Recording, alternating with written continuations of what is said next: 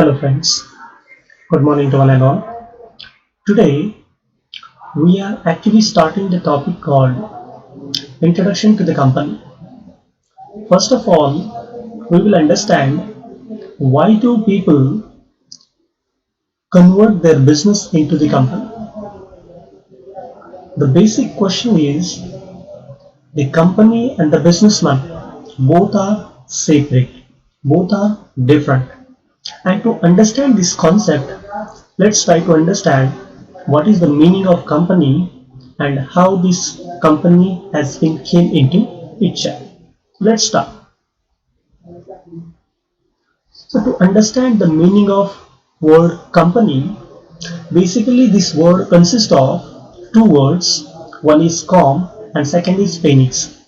The word company is derived from two Latin words.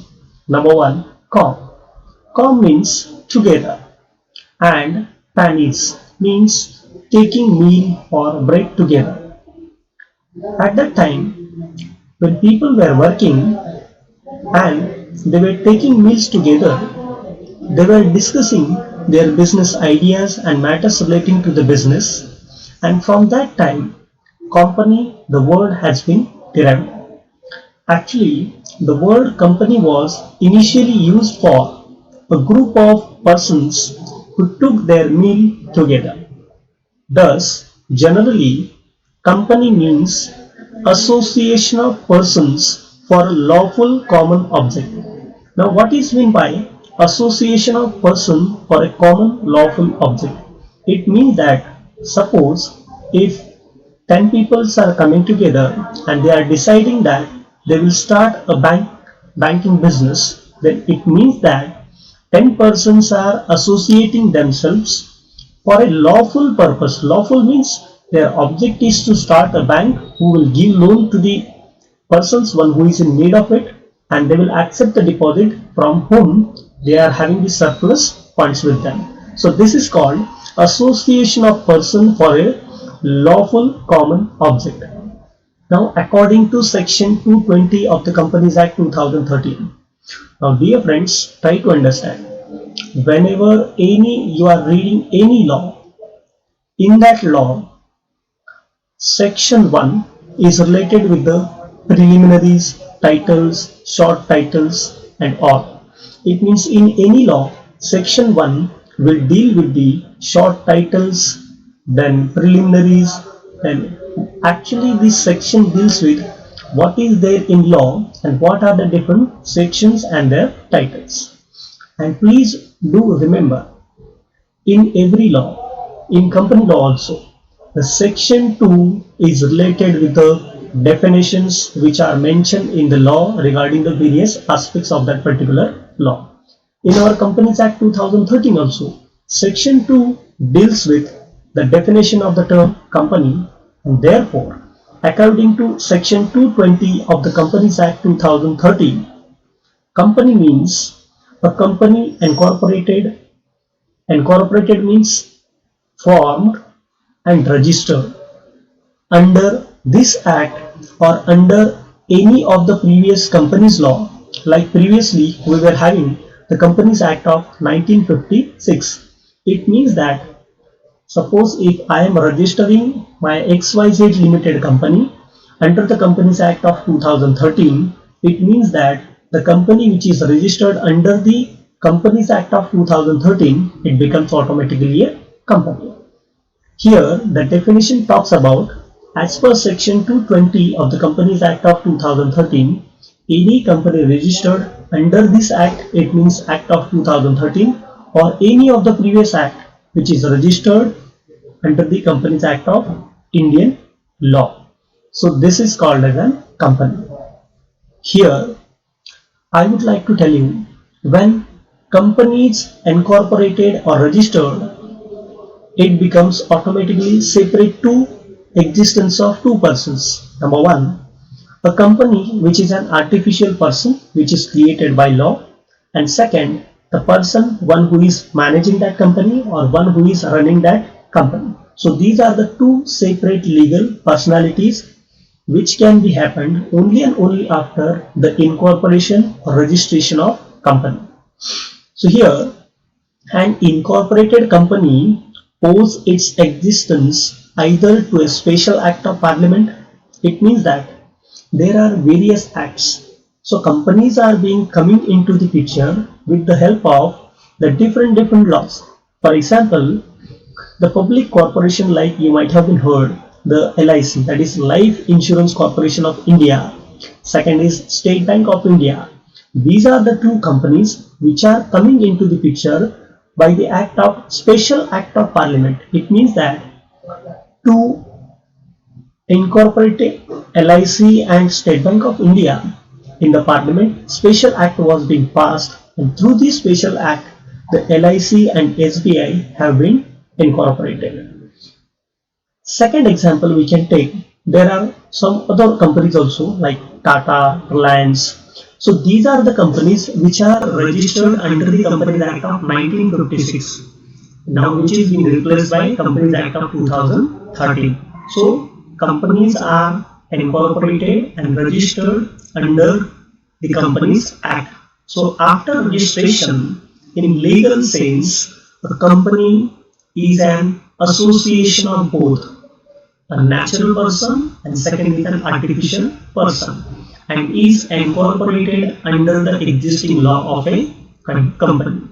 In short, company means nothing but when group of persons are coming together for a common lawful purpose, then and they are registering the company under any of the company law of that particular country, then this is called as a company.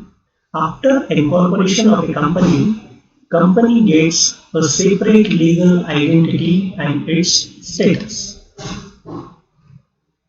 Now let's understand the book definition of company. As per section 220, company means a company incorporated under this act or under any previous company law.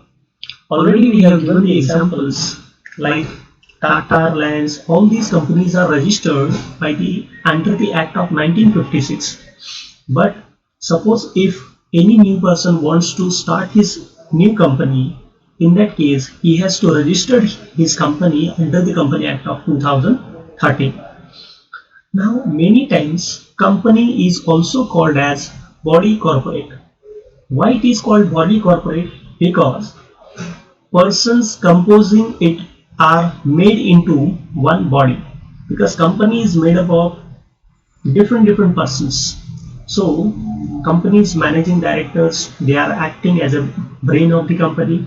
Company's managers, they are acting like as an hands of the company, and company's employees, they are acting as a legs of the company. So the group of persons are here called as an body corporate by incorporating it according to the law and clothing it with the legal personality. So all these persons, when they came together and they form with the compliance of formalities of the law, automatically it becomes a company. Now we will talk about a very important aspect, that is characteristics of a company. According to section 9 of the Companies Act 2013, after incorporation, it means when companies actually registrar of company, when he enters the name of the company in the register of a company, so from that date, when the company gets the certificate of incorporation, the subscribers to the MOA means Memorandum of Association. Now what is Memorandum of Association? It is nothing but it is a book or it is a guidelines which will help all the members of the company regarding the rules and regulations of the company and its affairs. So the subscribers to the Memorandum of Association and all other members of company shall be a body corporate. It means that when company gets incorporated or registered, at that time the persons who are signing the Memorandum of Association, all those persons, those who are accepting the terms and conditions of Memorandum of Association and they are signing the Memorandum of Association, all these persons are considered as a body corporate, because all these persons, they have created a company, and all these persons are exercising all the functions of the company under this act. Now once company is registered, company is having number one, perpetual succession. Perpetual succession means what? Company will last longer. There will not be any expiry date to the company. It means that the death, dissolution or bankruptcy of the any persons, one who has created the company, it will not affect the succession of the company. Company will last longer. Even if all the members of the company will die, still the company will continue with the another members. So this is nothing but called as a perpetual succession. It means company can't stop doing its business because of its members. Second thing is, after incorporation, company gets a common seal. Actually, now this particular common seal is deleted by the recent amendment in the Act of 2015. Also, the company has a power to acquire, hold, dispose of the property, both movable and immovable, tangible and intangible, in its own name. It means once company get incorporated, a artificial person company is being created.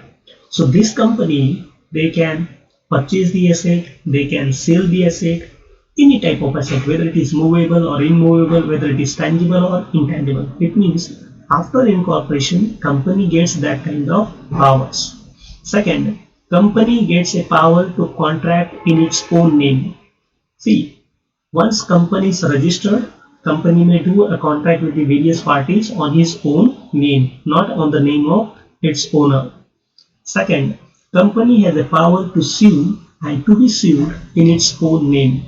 Now sue means company can file a case against another company or another person, or a person can file a case against the company on its name. So these are the main powers which company gets after its incorporation. Now further, according to section 44 of the Act, the shares or debentures or the interest of any member of the company shall be movable property, transferable in the manner provided by the articles of company.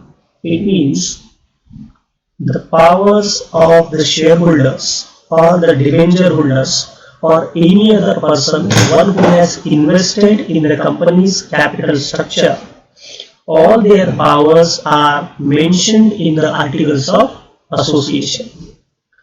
Now we will discuss the very first and most important characteristics of a company form of business is corporate personality. To understand this, let's have a look. Characteristics of company. The first characteristics, that is corporate personality.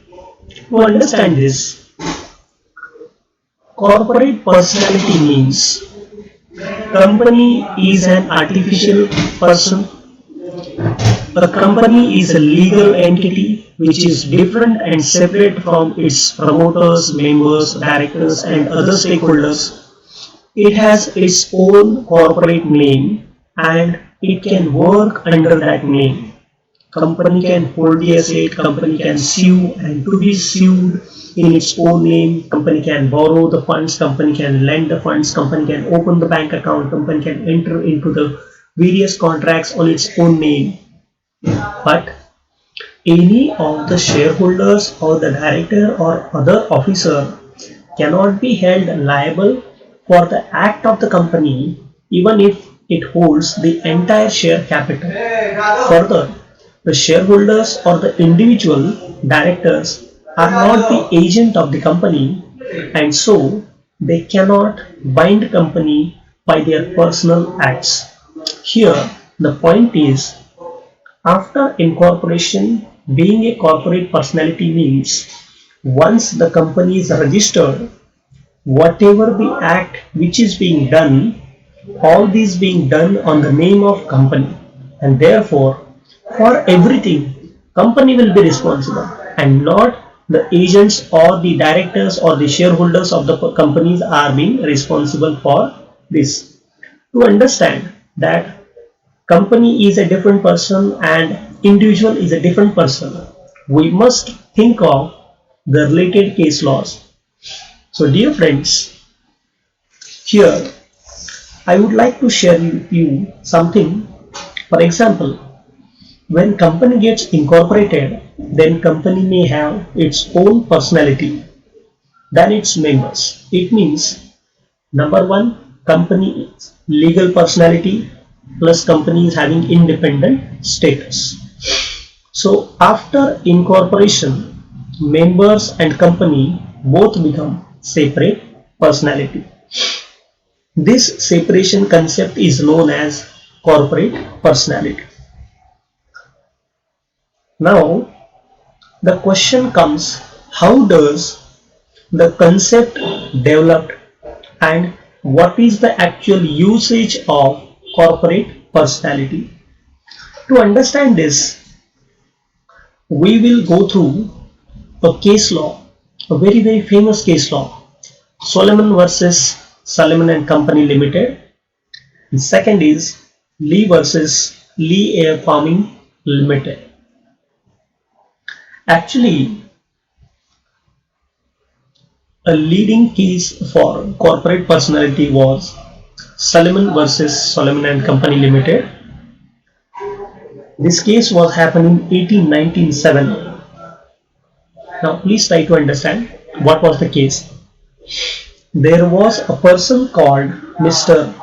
Aaron Solomon who was doing a business of leather manufacturing, that is shoemaking.